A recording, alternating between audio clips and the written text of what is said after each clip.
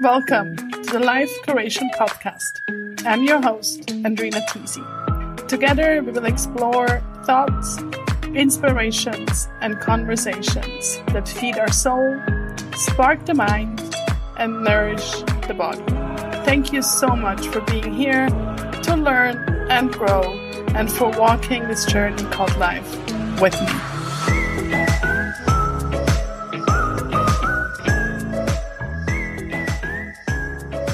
Welcome to the Life Curation Podcast. Thank you for being here. Today's guest is my dear friend Aylin, and we recorded this talk back in November, so it is a while back. However, it's still very relevant as a topic and the learnings are timeless. And even though Aylin and I are both in Zurich and both speak Swiss German, we decided to have this talk in English as we are both bilingual, as well as we really wanted to make it accessible to more of you, and both of our work is a lot of time in English too. So you will notice how much knowledge and resources Aylin embodies. Our conversation could have gone on for hours, but I believe it's a really good start to tap into this topic.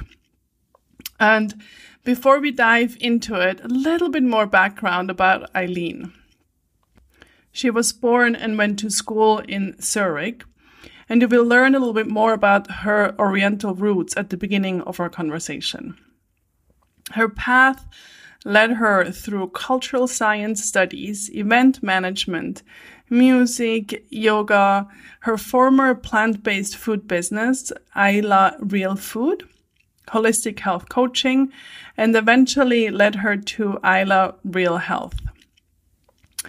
A disease she was faced with a few years ago provoked her total awareness of the importance of her own health, and since then she vowed with all her heart, and she has a really, really big heart, to help others live a life with more self-awareness. And besides her job, she loves practicing yoga, studying, cooking, listening to music, spending time with her partner, her family, her dog Aki, and her friends. So with no further ado, let's dive into our conversation. Thank you for being here. Well, hi, Aylin. So nice to have you here on my podcast. Thank you, Andrina. Thanks for having me. We see each other often on Zoom with different reasons. So this is another one. So to start with, I would like to give you some this and that question. I always do that with my guests, just as a little bit of an icebreaker and for people to get to know you on a little bit of a different level. So mountains or ocean? Ocean. Appetizer or dessert? Appetizer. Roses or sunflowers? Sunflowers. Vegetables or fruits? Vegetables. Bath or shower? For sure, bath. You're fast. It's so funny. I'm so fast because all of the questions are so binary to me. And if you know me, I don't like mountains at all. I don't like roses at all. And I don't like dessert. So those were so easy for me. And I didn't know. I have like a whole list. And I was wondering, because, we know each other quite well. And still, I was like, what do I want to know about Aylin that I don't know? That's so interesting because, and I think that's going to lead to what I'm going to talk about later on. But those are so implicit informations about me, which you can't know unless you know me really well. Exactly. That's why I also like to ask those questions to start. That's so cool.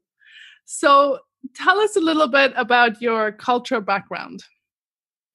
All right. So I was just talking about it yesterday, and it's always, I'm grappling with the explanation, even though it's super easy. So I was born and raised in Zurich, Switzerland, and I lived here all of my life. My dad is Turkish, 100%, and my mom is half Turkish, which makes her half Swiss, half Turkish. But if you ask me what I am, I would say I'm half-half. I'm 50-50. Genetically, I'm 75% Turkish and only 25% Swiss. But of course, this is only the genetics, which is, again, something that you can trace back. But my feeling is more of half-half. So I went to school here, and I think language plays such a pivotal role because I was born and raised here. So I went to school here. All my friends were Swiss. So I never had Turkish friends in a funny way. But culturally, I have a massive pull towards Turkey. So if I hear music, which is so intuitive, I feel almost romantic when I hear Turkish music. And the food or the smell, which is something almost inexplicable. Therefore, I consider myself half-half. And yeah, I mean, I have deliberately studied cultural sciences at university because I think it was always a topic I was moved by. And after all, culture is so much more than your inheritance, where you come from. It's truly what shapes you, right? So it's music, it's society, it's art, it's politics. So everything that had an influence on me makes my cultural background. So beautiful. Yes. And that's why also I thought I'll ask, because I do find it interesting, especially also in Zurich. It is a pretty big melting pot. And also with your name, right? You don't have such a usual name. So I'm sure people are interested to hear that. Yeah. And just something I said yesterday, and this is so interesting. What you consider yourself and what others see might differ so much. So I don't think that I look Turkish, but from the outside, everyone asks, where are you from? And then I would say from Switzerland. And then they would stress it again, but where are you from? So this is such a typical question. And that's when I have second thoughts about how I present myself, right? How I portray myself. So I think half-half is a good way of talking about me as a cultural being. Excellent. So just literally right before we turned on to Zoom here, I just realized that today is the 11th of 11 and we started at 11. So it's so interesting that we're talking about, numbers and their meanings and the matching square and all that. And we have fixed our date at 11:11:11, and I'm looking at the watch on my computer right now, and it's 11:11. So quite canny, right? So numbers. Were you always interested in numbers already as a child, or how did that come about? Absolutely not. I was not interested at all. I was turned off in an almost ironic way because I was so bad at math. I was so good at languages. I was very creative all my life, and I could never fit into a box. And I was almost repelled by numbers. So if I heard about physics, math, I would literally run away. But I talked about this the other day. I do think that it was also how the teachers delivered the material, because it was so pragmatic and I could not relate to it. It didn't speak to me because I was pretty one-sided when it comes to my brain chemistry. So I think the numbers in their quantity always repelled me. And I just had a flashback. I think I dreamt about 11/11, November 11th, this night. It's so funny that you're talking about it.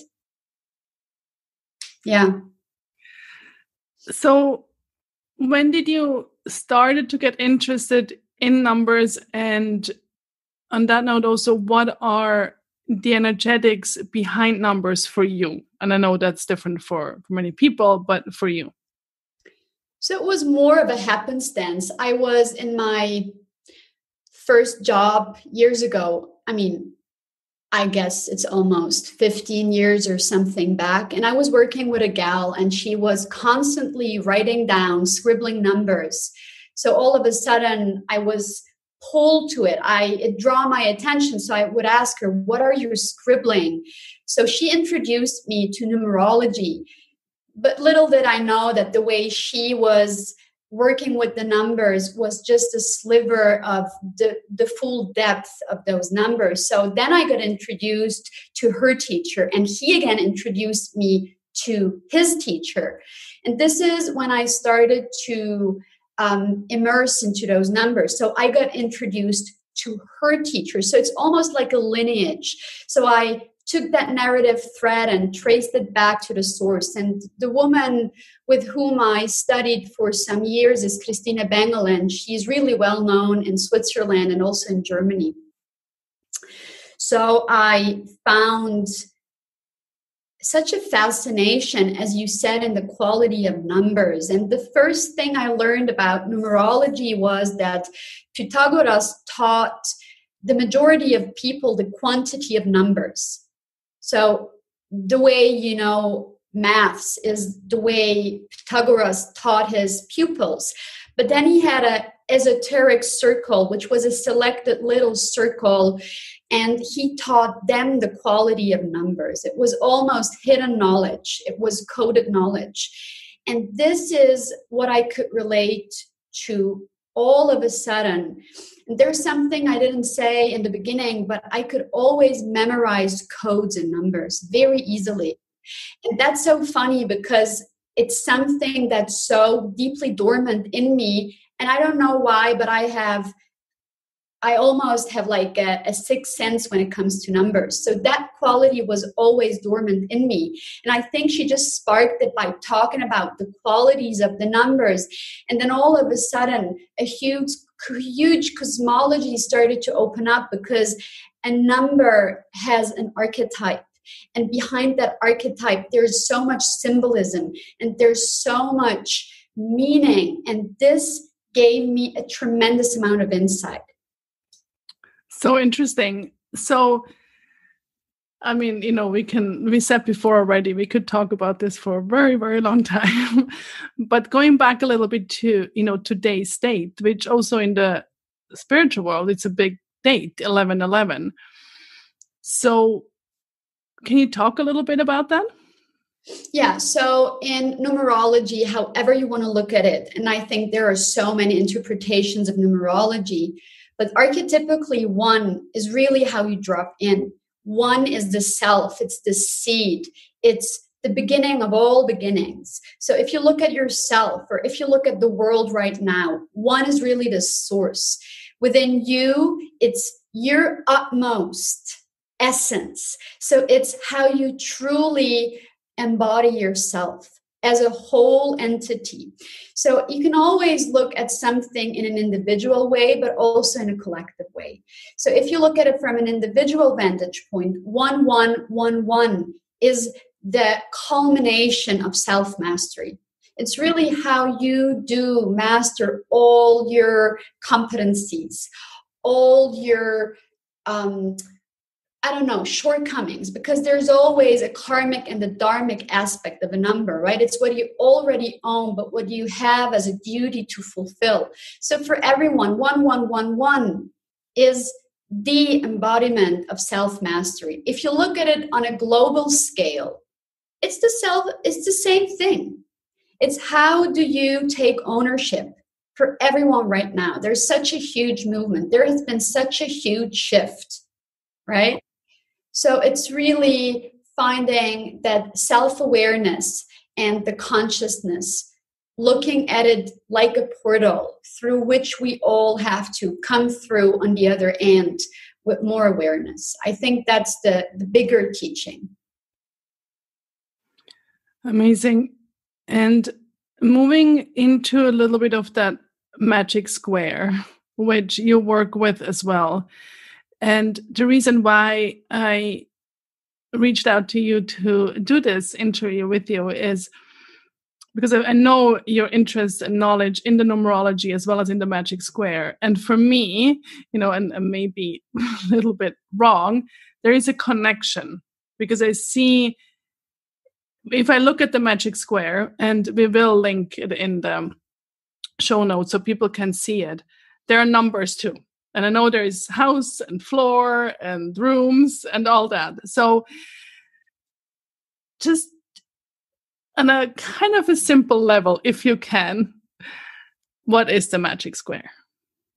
All right, I will try to break it down as simplistically as possible. So the magic square is a tic-tac-toe board. You can look at it like a map. So you have 9 quadrants. They all have an equal size. So think of a tic-tac-toe board on 3 floors with 3 rows. Okay, so you have 9 little squares. So it comes from, it's called a low shoe, and it really comes from the bagua, which is an ancient way of mapping out. So it's often used in feng shui to grid a room, to organize a space. So if you look at your body, we refer to the body as a house because we live in a mundane world. So it's easier to look at the body as a house than looking at the body as a temple. So the body is a representation of rooms. So you take that tic-tac-toe board and you put it on yourself. That's what Naveen did, the founder of Katonah Yoga. So she takes that tic-tac-toe board and places it on the body. And you take it onto yourself so you can look through those numbers out into the world. So in a way, you're superimposing it on you. And the reason why she's doing that is to give yourself a root. Because in a way, the body is very explicit. So we can see, that's my arm, that's my hand. But what goes deeper inside of you is more of a subtle layer, which sometimes is not tangible. So the way she's using that tic-tac-toe board on the body gives you a pathway. It gives you like a narrative thread or a thread that brings you into the topographical landscape of yourself. And once you put it on yourself, you can grid out an area. So it's like looking at a map, right? When you go to New York, you want to find a street. So you go A5, right? So you know exactly what's the horizontal and what's the vertical line. And in the middle where the 2 dots meet or the 2 lines, you X mark the spot. So you do exactly the same thing with the magic square in your body or on yourself, or hypothetically for any given situation. So it's like a landmarking. Mm-hmm. Does that make sense? It does make sense. Can you give us an example on the body? So if I'm visualizing, I'm putting this, and I have it actually in front of me, I'm putting it on myself. So let's say my liver. So if you look at the liver, that's almost a more focused way of honing in. So let's go one step further back. So let's blow it up into a more objective view. So taking the magic square with the 9 numbers, you truly place it on yourself, and then you can dissect yourself into those 3 floors. So you have the bottom floor, which are your legs, your feet, your pelvis. Okay. Then you have the middle floor, which is all of your organs and your arms. And then you have that top floor, which is your head and your eyes. So the numbers represent a piece of your body. So in the bottom line, when you show the graphics, you will see 618. And then on the middle floor, you will see 753. And on the top floor, you will see 294. So those numbers have meanings. And that's when the quality of numerology comes in handy. Because there's a number, so everyone can see 9 as 9. But what does it truly represent? So each number represents a quarter or a quadrant of your body. So let's take the right leg, the right hip, and your right foot. This is represented as room number 6. The meaning of room number 6, or the description, is the garage. So it's the leg which has mobility. If you think of your car, it's a vehicle, or your bike or your skateboard. So you take it to literally move out into the world. So the right leg represents your mundane leg. It's the risk-taking leg. It's the leg that foots a bill. It's putting your best foot forward.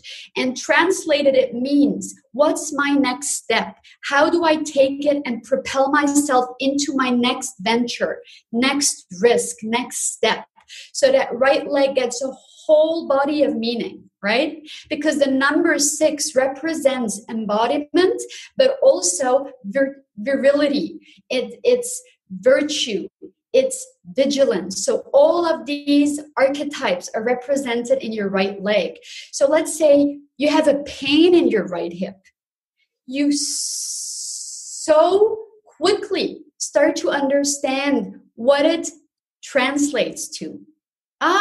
It's the right leg. Maybe I have been doing too much lately, right? So there's a neurological understanding of what's happening physically. It's beautiful because it's very practical, like what you just explained, but it's a lot. And I mean, even looking at the magic square, the drawing, it's beautiful.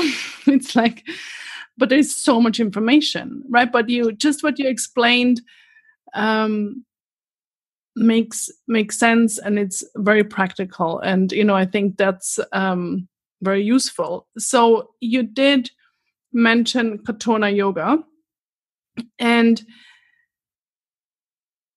how is the correlation with Katonah Yoga and the magic square? You mentioned Naveen took the magic square to Katonah Yoga, or is that correct? Yeah, it's correct. So Naveen Mishan is the founder of Katonah Yoga, which is a full body of work. So it's a method, or it's a syncretic Hatha yoga style. So we refer to it as a lens. So generally what she has done, she just pulled in so many threads because she's such a educated woman. And whatever she came across that made sense for the practice, she took it so you can facilitate your own navigation through life and through yoga practices. So the magic square is something that truly gives you orientation. If you look at the magic square, as I said, it's a tic-tac-toe board. So it's so easy to put it on yourself like a grid line. So remember, maybe in school or at university, when you did multiple choice exams. So how they actually treat multiple choice exams, they take a grid and they put it on the answers so they can quickly see what's right and what's wrong, right? So they don't have to go through it individually. And that's what actually the magic square does. It pulls you out of your own individual propensity. Because if you look at yourself or your body or your life from your very vantage point, you will miss certain things, which we call the blind spots. So through the means of that magic square, we can see, where am I going and what am I missing? Because if you have those numbers and you put them onto each and every single body part of you, you will notice, oh shoot, I can't go to room number 5. I somewhat miss it, or I can't imagine going into that very room. And then you have an indication, because that room has all of the symbolism. It has meaning. It has a profound meaning. And that's such a great way for every yogi, for every human to see, where am I blindsided? Mm-hmm. What's a habit? And how can you make a habit visible and eventually change it? And has your original interest in numerology, what you mentioned earlier, did that draw you to Katonah Yoga? 100%. Yeah. Not only the numbers, but it was the numbers, all the metaphor. There's such a strong language behind Katonah Yoga. I was instantaneously attracted by the language because it was such a non-religious and symbolistic, beautiful language. So I thought, wow, I can relate so much to words because, as I said in the beginning, I'm less pragmatic but more visual.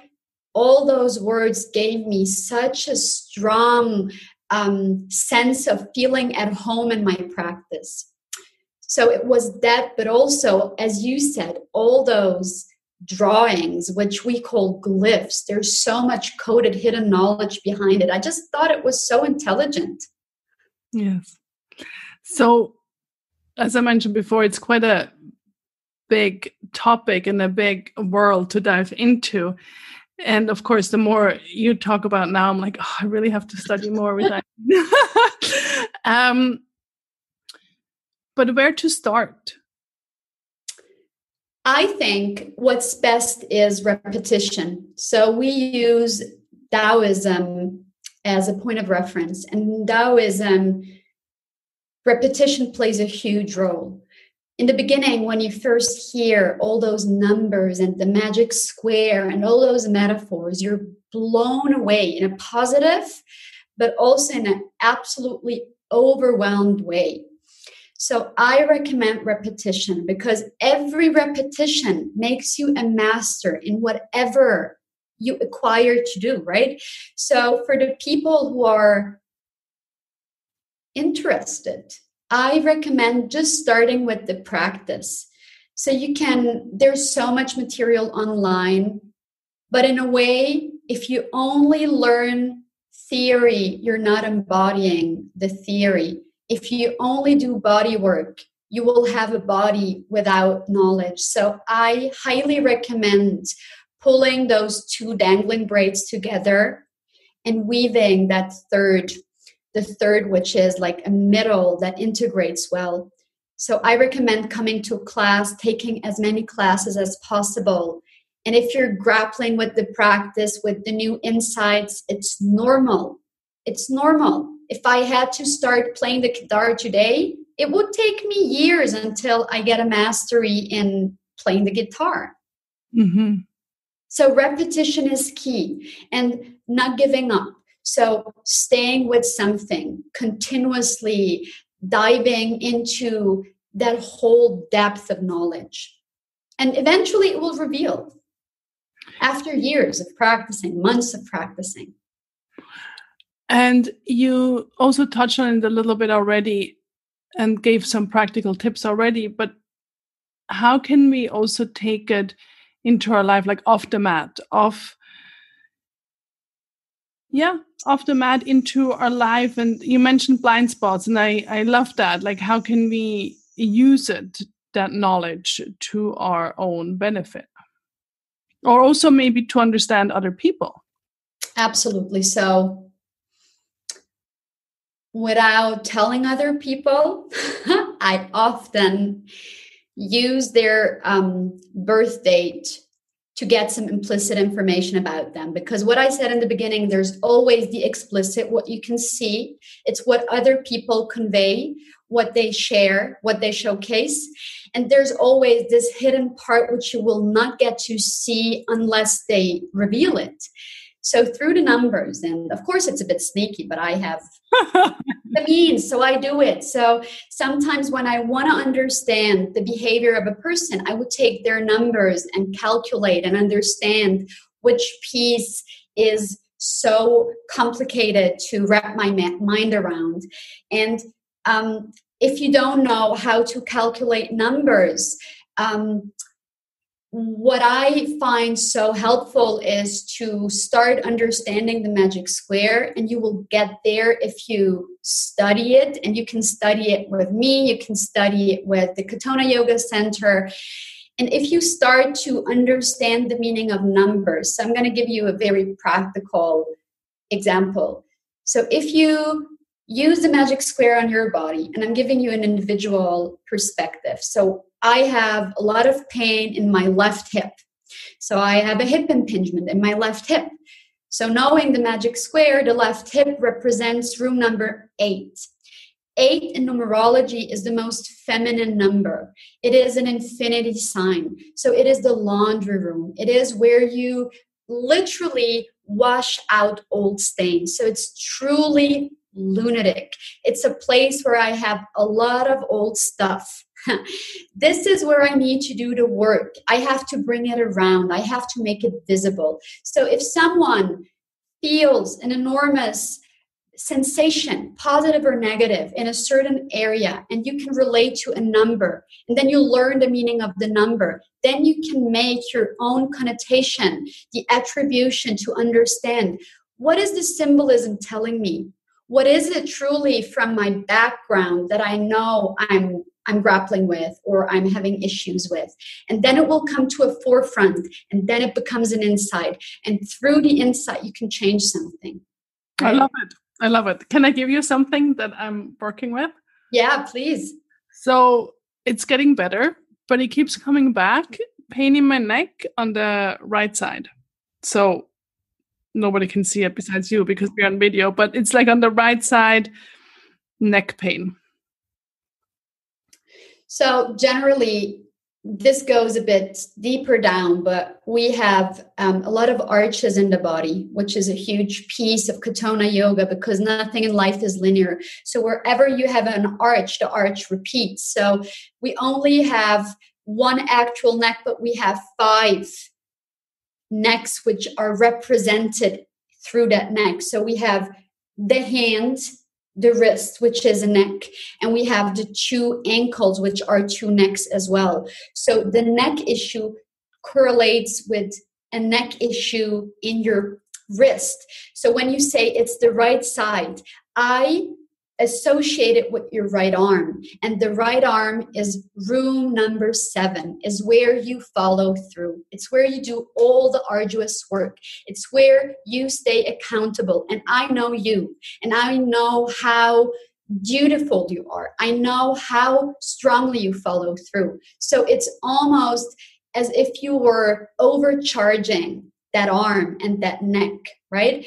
So in a way, what is happening here can be manipulated here. So I showed what's happening in your actual neck can be manipulated in your right wrist. So we talk of flushing something to develop a buoyancy or a flippancy so you can go in every direction. And my teacher, Naveen, would then ask, where are you not kicking? Because you overstroke.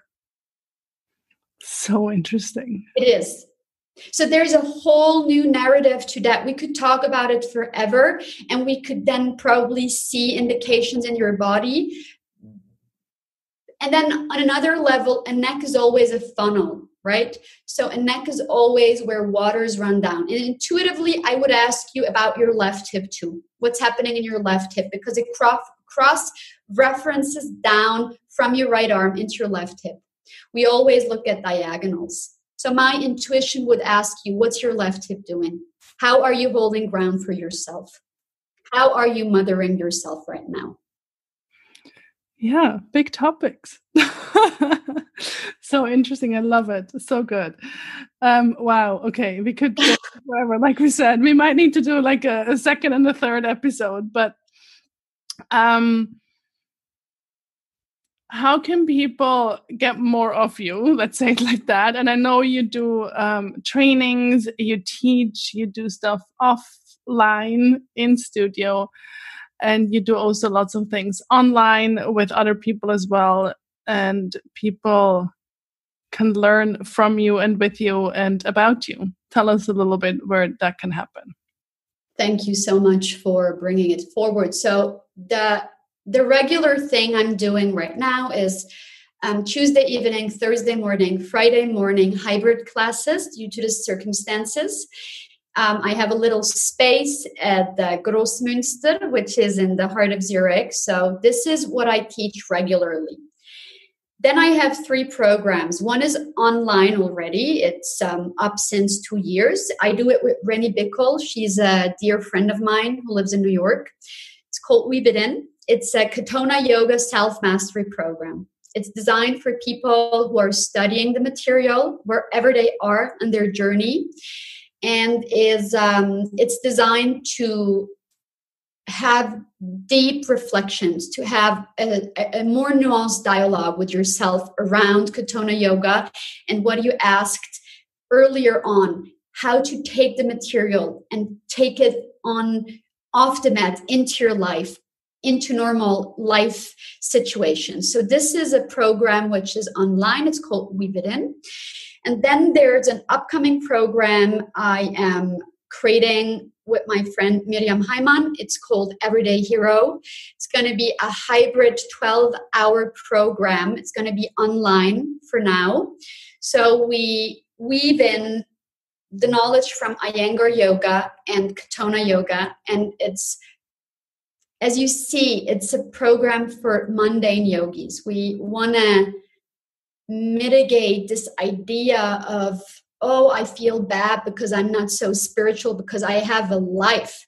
So this is really about modern people trying to find their way, through arduous, difficult times. And then there's a third program coming up with Sandro Varisco. He's a Chinese doctor, and it's going to be a threefold path, and it's called Ancient Knowledge, Modern Essentials. So this is also pulling from the material of Katonah Yoga, but also essential oils and all of his in-depth knowledge around Chinese medicine. Yeah, so that's about it. That's a lot. And I'm really excited to see about 2 upcoming ones that are coming soon. And of course, we'll link everything in the show notes as well so people can find it easily. So thank you so much, Aylin, for sharing all your knowledge. And I know there is more, so I'm sure we'll do another one. Before we wrap it up, I wanted to ask you, as we are on the Life Curation podcast, and life curation means how all aspects of our life creatively intersect and are influenced by each other. It's also about connecting the dots, and so that the beautiful artwork of our life can emerge. So for you, do you have a motto or a mantra or a quote that really guides you in your life? Yeah, I mean, I'm attracted to lyrics. So I have 3, as a matter of fact, and they all more or less underline the same topic. And it's really alleviating the idea that we need to be perfect. I think the one, so I named the 3, so you can look them up if you're interested in. So one of them is from the Tao Te Ching, and it's verse number 2, chapter 2. So you can look it up anywhere. I'm not going to read it. And the one that I'm going to read is by Mary Oliver. It's called Wild Geese. This one probably describes it the best. So let me see.